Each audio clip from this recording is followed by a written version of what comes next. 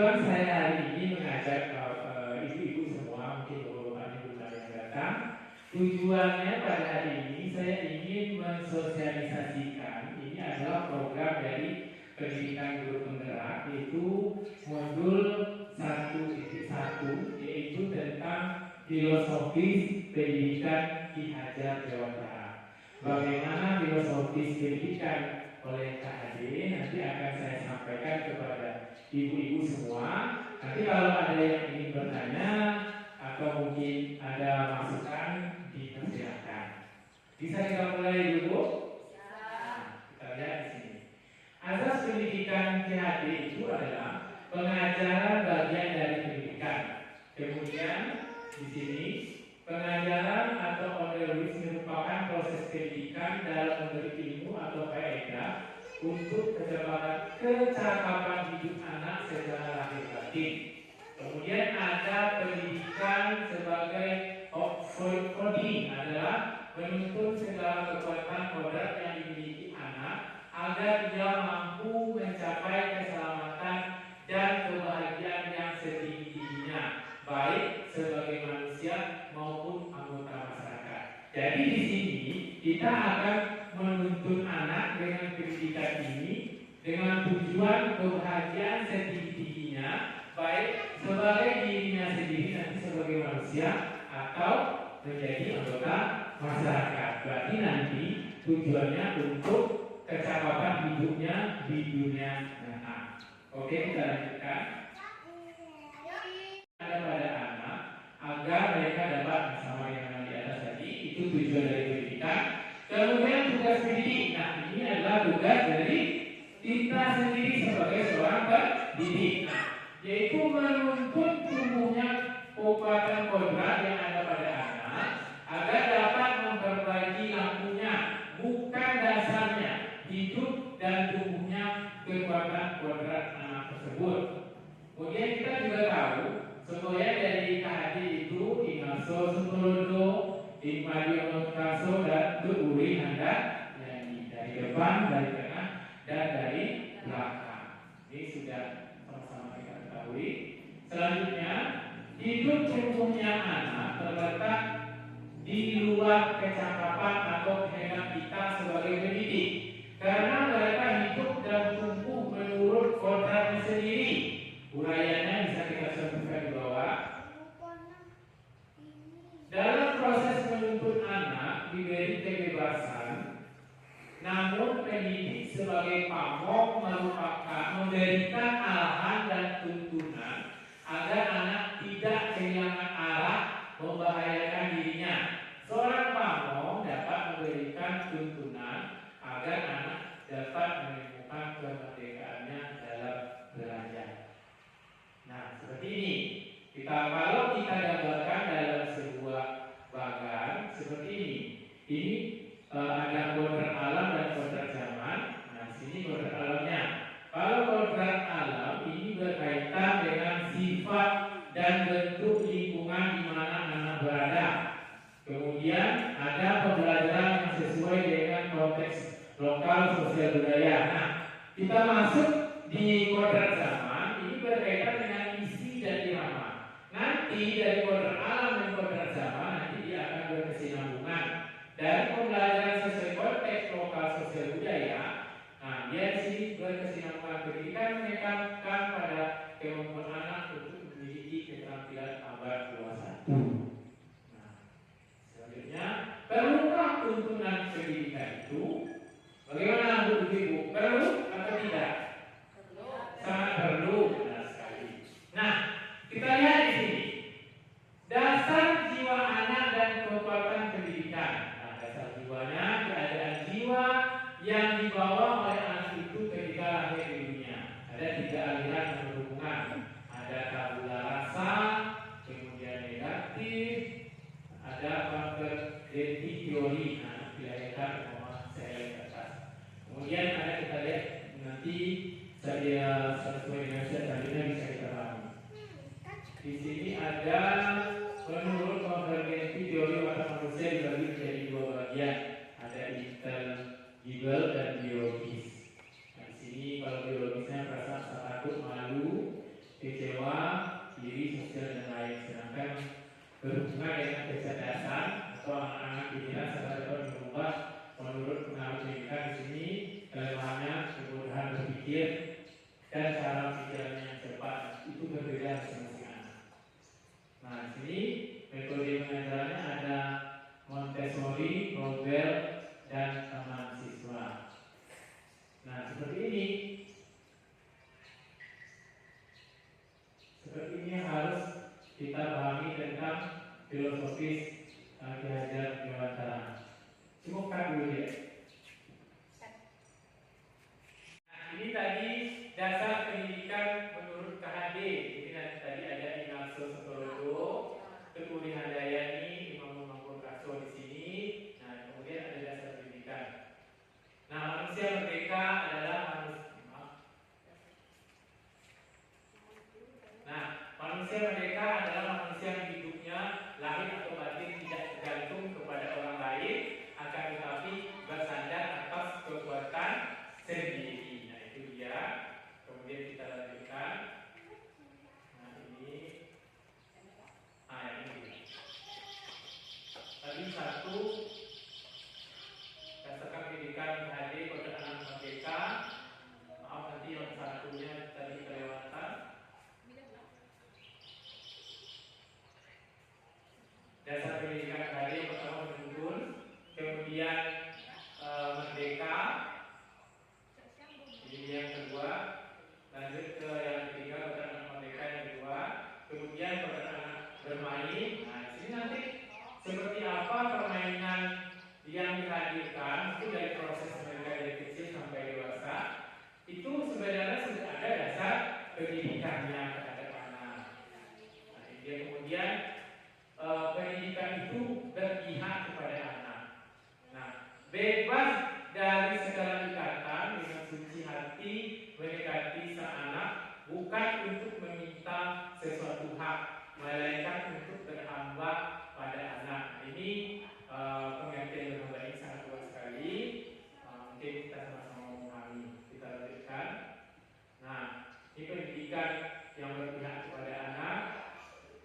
Yang ketiga. Nah, pendidikan KHD bukan tabula rasa, artinya anak itu bukan kertas kosong yang bisa digambar sesuai keinginan orang dewasa. Anak lahir dengan kekuatan kodrat yang masih sama-sama. Jadi tujuan pendidikan itu nanti adalah menuntun, karena mereka dilahirkan dengan kodrat tapi masih sama-sama. Ini yang bukan tabula rasa.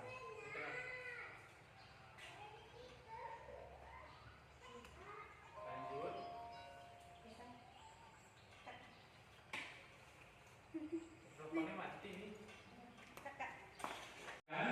Ini ada yang kelima, masih pendidikan menurut KHD, filosofis KHD. Ini dasar pendidikan itu budi pekerti. Ini budi pekerti, watak, karakter adalah bersatunya perpaduan harmonis antar gerak pikiran, perasaan, kehendak dan kemauan. Nah, di sini nanti tercipta rasa, kasar, pekarya, pekerti, tenaga, menghasilkan keseimbangan, kesalahan hidup. Nah, contohnya ada permainan gamelan dan menenun. Berarti di sini akhirnya pikiran, perasaan, kehendak, kemauan, pekerti, menghasilkan tenaga sampai ke keseimbangan hidup. Itu ada di permainan gamelan dan menenun. Nah, seperti ini ya Bu. Nah, di gamelan dan menenun itu ada budi pekertinya. Nah, kemudian ada dasar pendidikan KHD yang petani. Nah, seorang petani dalam hakikatnya sama kewajibannya dengan seorang pendidik yang misalnya menanam jagung, hanya dapat menuntun tumbuhnya jagung. Ia dapat memperbaiki kondisi tanah, memelihara tanaman jagung, memberi pupuk dan air, membasmi ulat-ulat atau jamur yang mengganggu hidup tanaman padi. Nah, kita sebagai seorang pendidik bisa diumpamakan sebagai seorang petani. Nah, hanya itu. Nah, ini sama saja dengan kehidupan. Nah, seperti itulah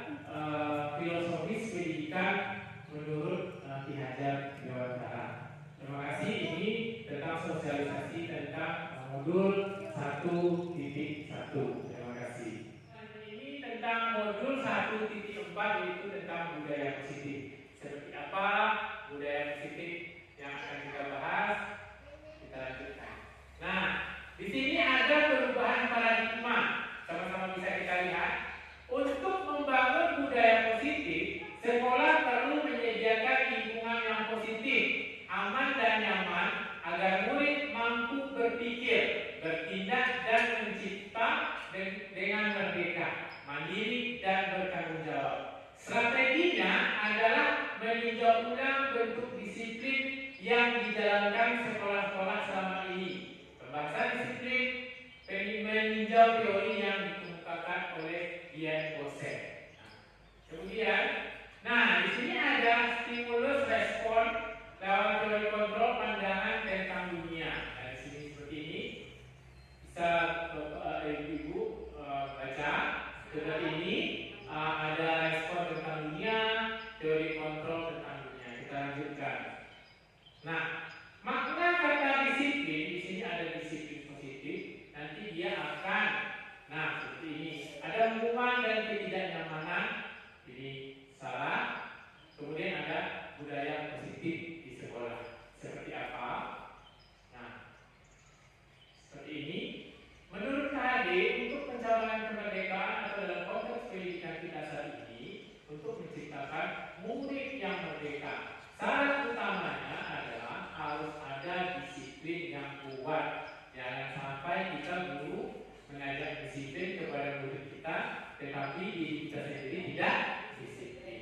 Kemudian yang memiliki motivasi internal. Jika kita tidak memiliki motivasi internal, maka kita memerlukan pihak lain untuk mendisiplinkan kita atau memotivasi eksternal. Karena berasal dari luar, bukan dari dalam diri kita sendiri. Jadi motivasi itu ada internal dalam diri kita sendiri, kemudian ada eksternal dari luar diri kita sendiri. Jadi kita butuh orang lain.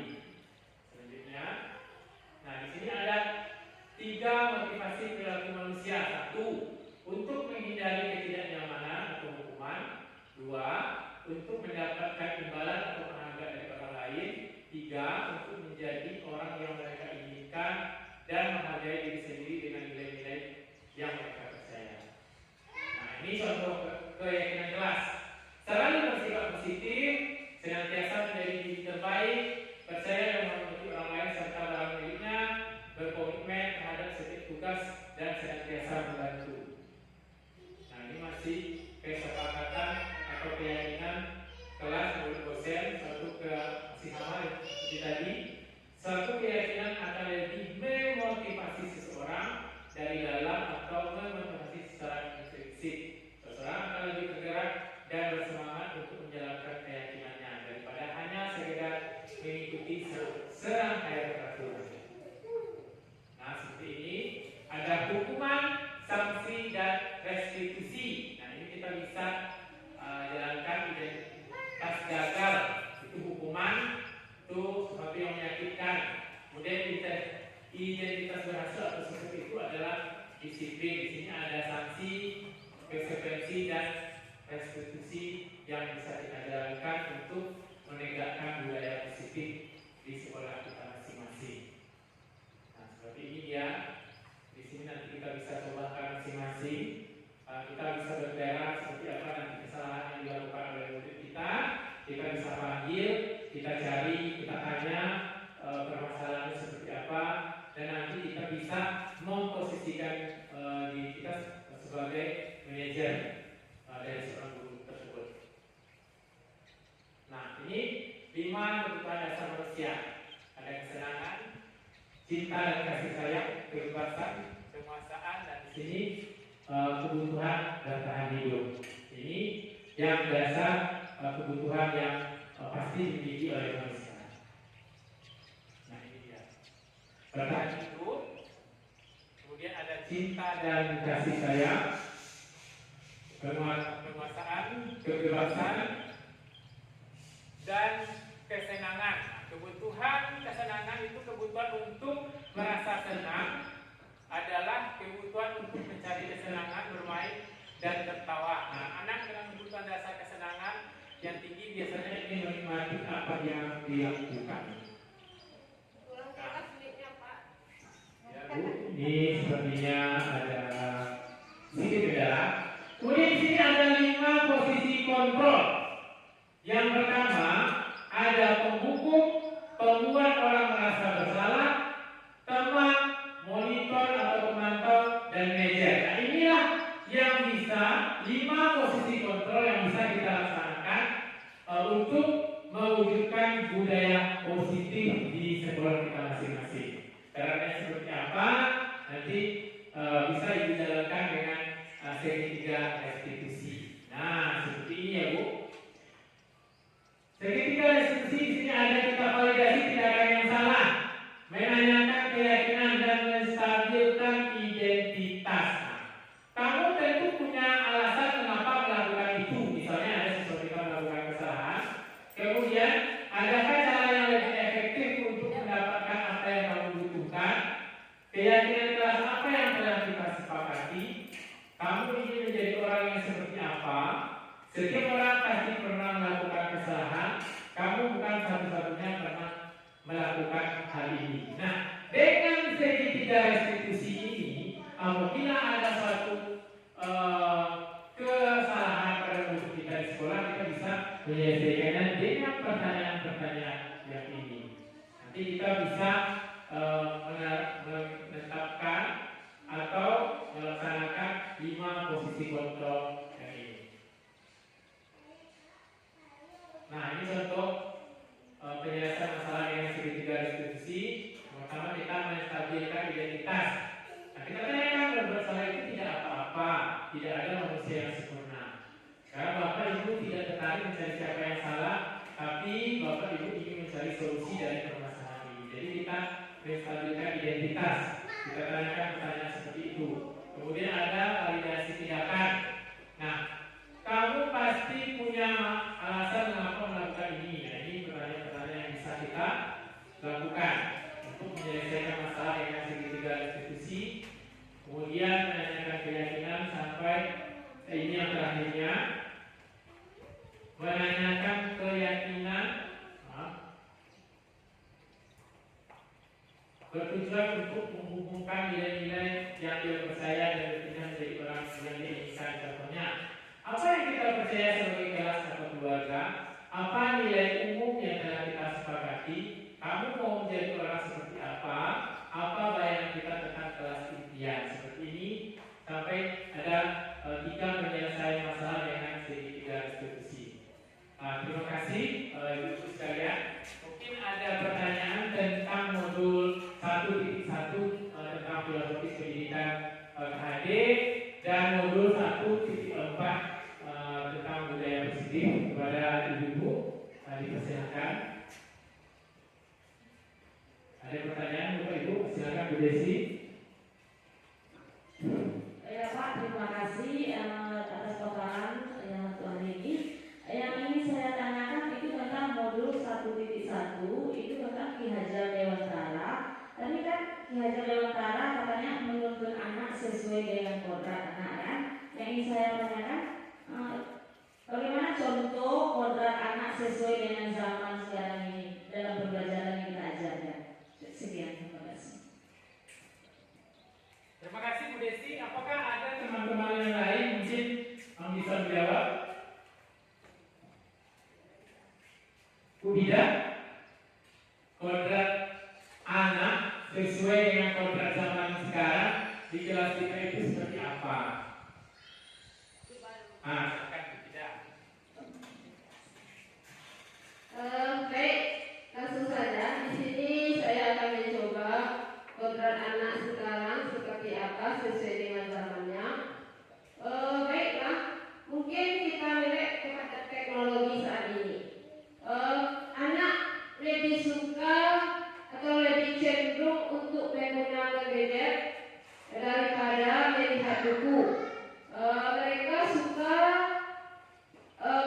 melihat pembelajaran itu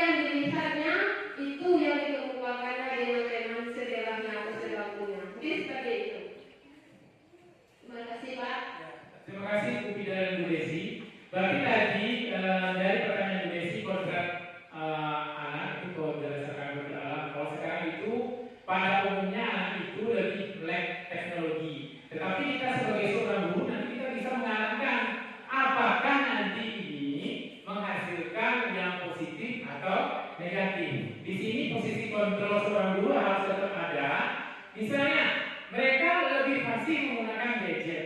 Sekarang anak-anak kalau kita hanya sekedar belajar di depan kelas, itu pasti anak-anak akan bosan.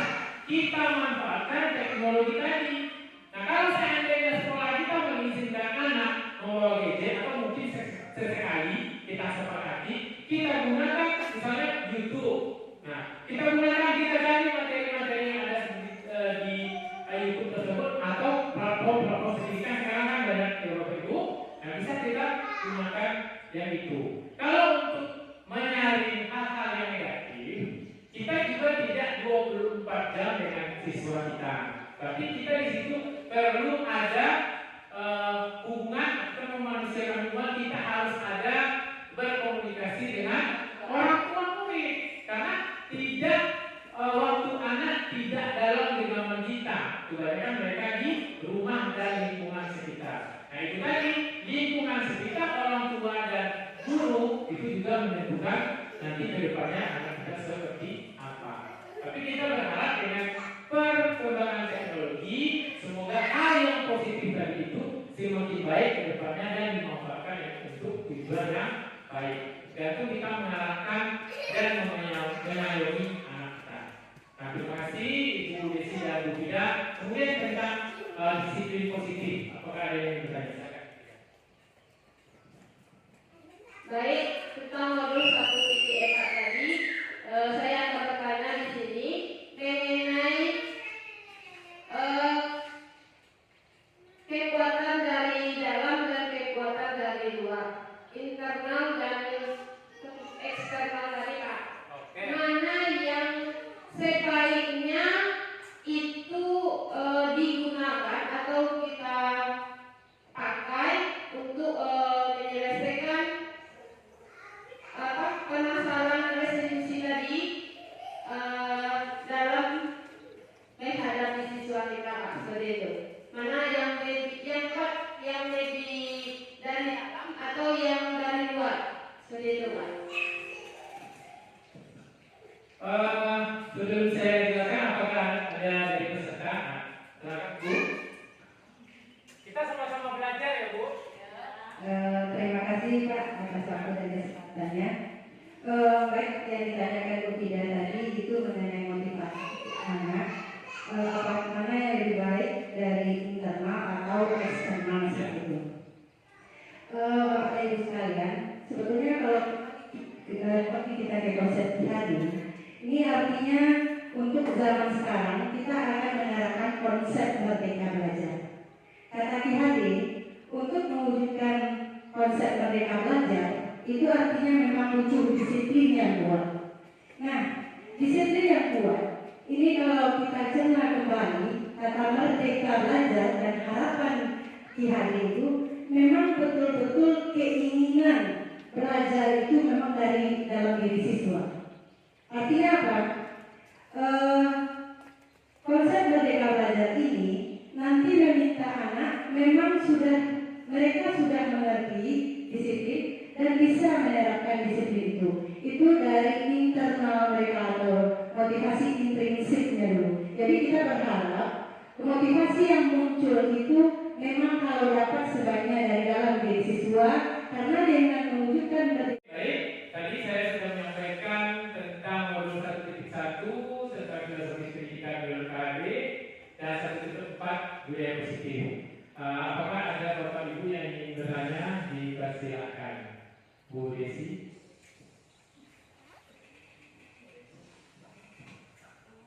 Terima kasih Pak. Baiklah, yang ingin saya tanyakan tentang modul 1.1, di mana modul 1.1 tadi tentang dihajar Utara menuntun anak sesuai dengan kodrat anak dan kodrat zaman. Yang ingin saya tanyakan, bagaimana menuntun pembelajaran anak sesuai dengan kodrat zaman yang sangat canggih pada saat ini, Pak? Terima kasih Bu Desi. Apakah ada peserta yang ingin menjawab pertanyaan dari Bu Desi? Ya.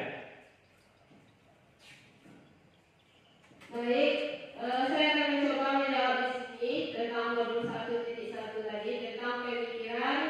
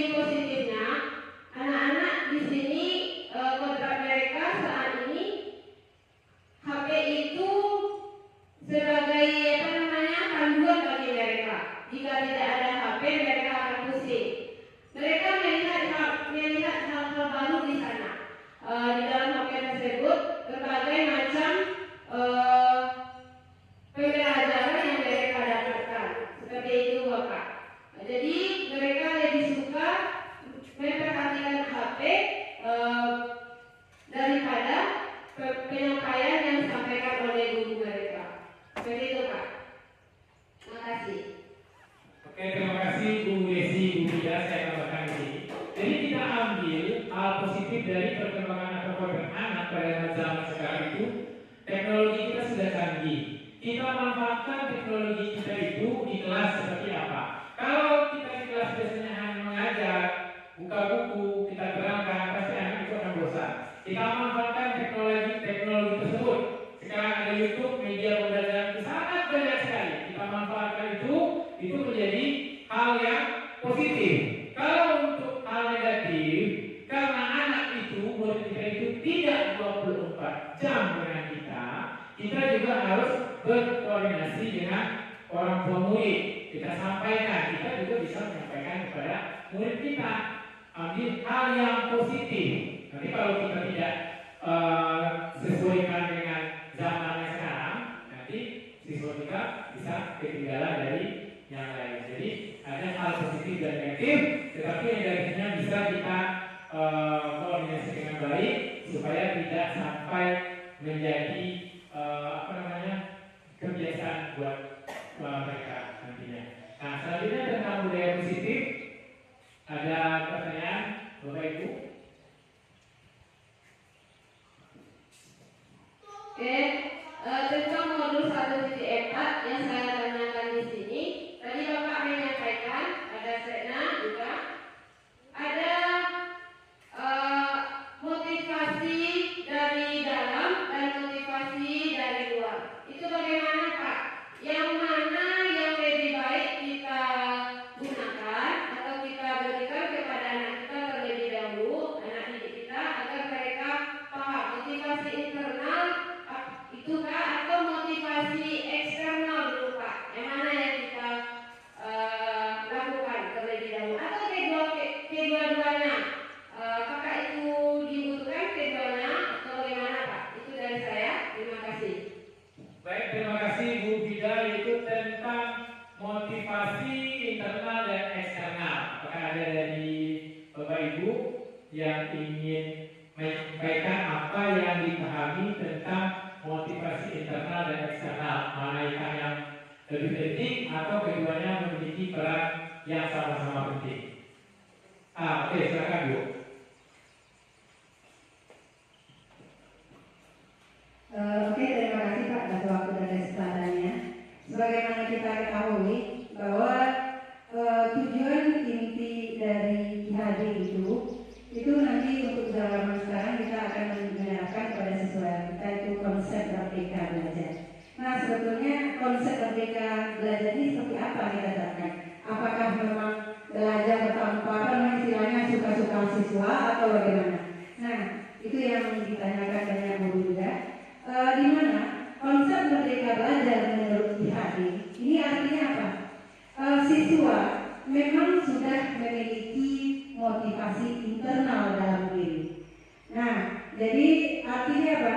Mereka sudah tahu keinginan mereka mau jadi apa, kemudian mereka mengerti nanti mengarahkan dirinya, sehingga konsep merdeka belajar itu seperti kalau kami di SMA, di SMA ini mereka sudah terbayang nanti cita-citanya mau jadi apa atau masuk perguruan tinggi jadi apa seperti itu. Kalau mereka mau jadi seorang dokter, tentu mereka punya keinginan yang kuat karena pasien untuk masuk ke dokteran itu sangat tinggi sekali. Jadi artinya apa? Dalam pembelajaran mereka itu sudah punya konsep disiplin, mereka sudah tidak akan terlambat lagi, sudah bisa menyelesaikan tugas secara mandiri seperti itu. Nah, itu dia kalau untuk siswa yang mungkin tingkat sudah tinggi. Nah, bagaimana jika untuk SMP dan SD? Ini kami rasa ya, kalau siswa SD atau SMP ini masih butuh. Jadi katanya tadi, jika kita tidak memiliki motivasi internal, maka kita memerlukan pihak lain untuk mendisiplinkan diri kita atau motivasi eksternal. Nah, untuk jenjang di bawah seperti yang kami sampaikan tadi, ini sebetulnya siswa kita masih membutuhkan. Nah, di sini peran kita sebagai seorang pendidik yang dimana kita adalah sebagai penuntun atau tamu. Kita mengajarkan nilai-nilai itu agar tumbuh. Jadi artinya dengan dorongan kita dari eksternal tadi, sehingga nanti dalam diri mereka atau bertambah usia mereka nanti, mereka menemukan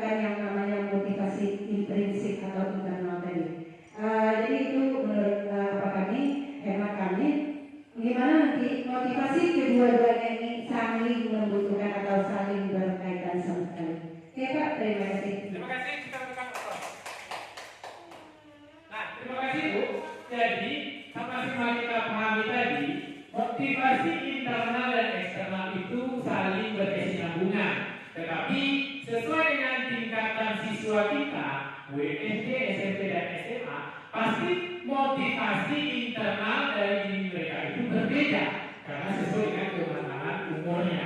Nah, motivasi eksternal ini dari lingkungan sekitarnya, mungkin dari kita seorang guru. Nah, itu yang perlu kita motivasi kepada siswa-siswa kita nantinya akan menjadikan mereka lebih baik ke depannya. Terima kasih saya ucapkan kepada